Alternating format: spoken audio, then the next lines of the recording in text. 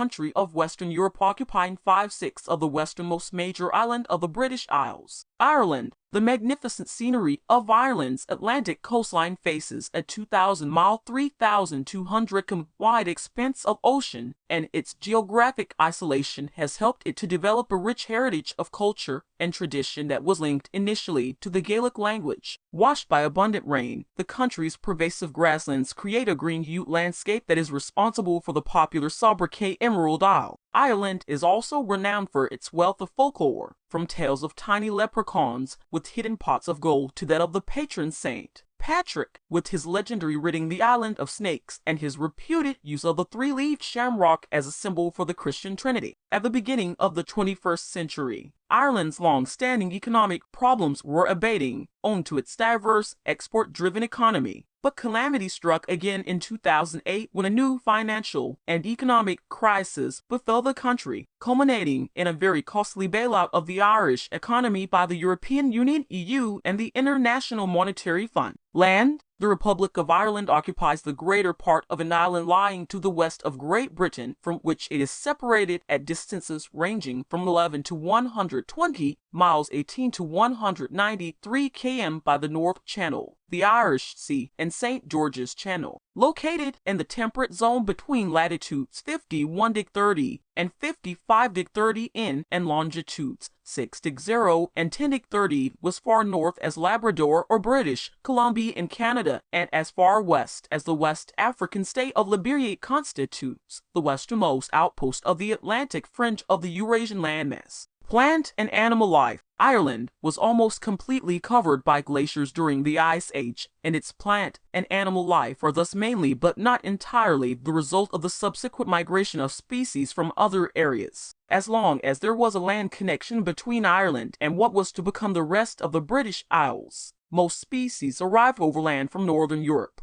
Irish plant and animal life nevertheless possess certain unique features owing partly to climatic conditions and partly to the fact that Ireland became separated from Britain by the Irish Sea sometime before Britain itself became separated from the European continent. People. Although Ireland was invaded and colonized within historical times by Celts, Norsemen, Normans, English, and Scots, there are no corresponding ethnic distinctions. Ireland has always been known as a welcoming place, and diversity is not a phenomenon new to the country. Ethnic groups, language, and religion. Ethnic and racial minorities make up about 12% of the population of Ireland, a proportion that doubled in the first decade of the 21st century. Immigration from the rest of Europe, Africa, and Asia has been significant since the last 2 decades of the 20th century. The key factors in increased immigration have been the more open labor market provided by the European Union and the globalized nature of the contemporary Irish economy, both of which have attracted a wave of new residents. The Constitution provides that Irish be the first official language and English the second. All official documents are published in both Irish and English. The modern Irish language, which is very similar to Scottish Gaelic, was widely spoken up to the time of the Irish potato famine of the 1840s and the subsequent immigrations. The use of Irish continued to decline even after 1922, when the language was introduced into schools.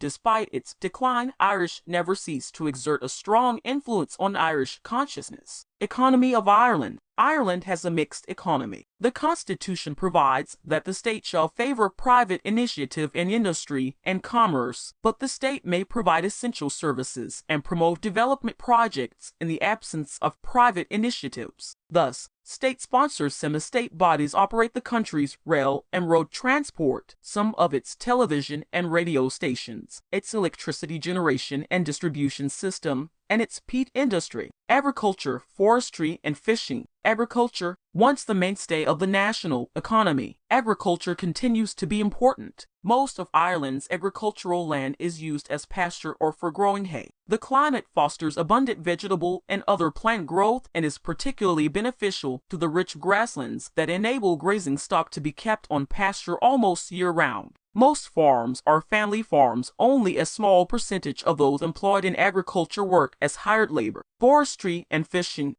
Forestry and fishing. When Ireland was established as an independent country in 1922, woodland represented less than 1% of the total land area. but state replanting since World War II has increased almost eightfold the acreage under forests and woodlands. Private afforestation efforts also increased in the late 20th century. Labor and taxation. Almost all Irish trade unions are affiliated with the Irish Congress of Trade Unions (ITU). The level of unionization in Ireland is fairly high, encompassing roughly one-third of the total workforce. There are also several employers' unions, industrial organizations organized on both the craft and a regional basis. The employers' central negotiating organization is the Irish Business and Employers Confederation. Transportation and telecommunications, roads and railways. As a result of its scattered rural population, Ireland has a large road system. Most local roads are well surfaced, and continuous progress has been made toward bringing the arterial roads up to the best modern standards. Ireland has benefited from funds received from the EU to improve and develop its transportation infrastructure. Commuting by car and public parking in Ireland's large cities have become increasingly problematic. The Irish transport system has financial control over three autonomous operating companies: Irish Rail, Dublin Bus, and Irish Bus. Telecommunications. Until the deregulation of the telecommunications sector in Ireland in 1998, the market was dominated by the state-owned Telecom Ireland, which subsequently formed Telecom Ireland, a subsidiary that focused its efforts on attracting foreign investment. Health and welfare. Health services are administered by 8 regional health boards under the general supervision of the Department of Health and Children. Health examinations, child welfare clinics, and the treatment of tuberculosis and other infectious diseases are available to all without charge. Otherwise, the cost of public health services depends on the patient's means. Persons who cannot afford to pay are entitled to a comprehensive health service free of charge. Pay-related social insurance is paid by most employees age 16 and over. Benefits include widows' and orphans' pensions, unemployment and disability benefits,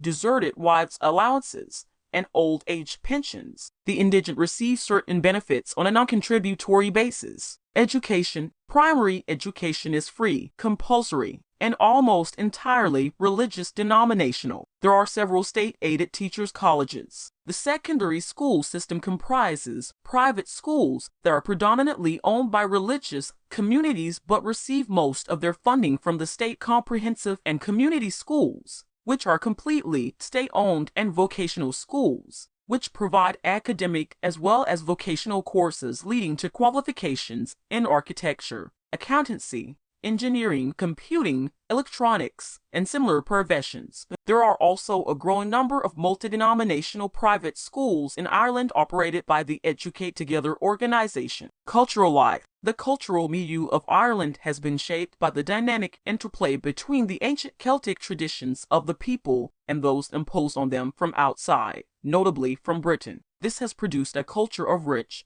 distinctive character in which the use of language, be it Irish or English, has always been the central element. Not surprisingly, Irish culture is best known through its literature, drama, and songs. Above all, the Irish are renowned as masters of the art of conversation.